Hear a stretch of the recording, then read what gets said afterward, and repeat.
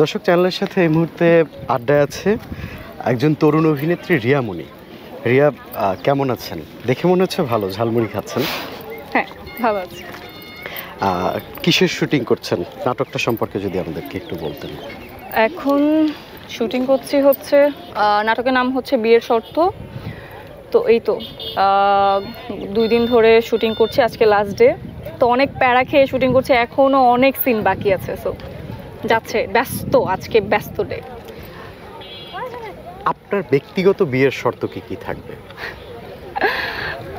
ব্যক্তিগত বিয়ের শর্ত? হ্যাঁ, আপাতত বিয়ের চিন্তা ভাবনাটা তো মাথায় আনিনি, সো আমি বলতে পারবো না যে এখন শর্ত।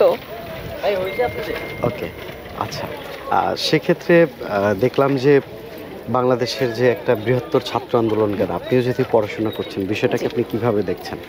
250-টিরও বেশি ডিজাইন অপশন নিয়ে ওয়ালটন স্মার্ট ফ্রিজ, বোঝে আপনার প্রয়োজন। বিষয়টাকে আমি কিভাবে দেখছি, আমি একজন স্টুডেন্ট হিসেবে আমি অলওয়েজ স্টুডেন্টদের পক্ষে থাকবো। সো সেই ক্ষেত্রে আমি মনে করি স্টুডেন্টরা যার জন্য আর কি সংগ্রাম করেছে বা এই যে কোটা সংস্কার নিয়ে, সো আমি সেটার পক্ষে বরাবরই। আসলে এই যে আপনি একজন অভিনেত্রীর বাইরেও একজন শিক্ষার্থী, শিক্ষার্থীদের এই অর্জন আসলে আপনাকে কত বেশি সাহস যোগায় বা অনুপ্রাণিত করে?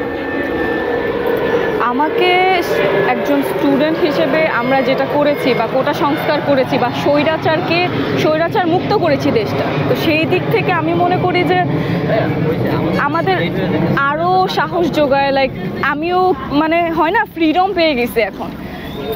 আমাদের স্বৈরাচার শাসন করতো এতদিন যাবত, তো তাদের থেকে অ্যাটলিস্ট মুক্তি পেয়েছি, মনে হচ্ছে যে স্বাধীন দেশ। হ্যাঁ।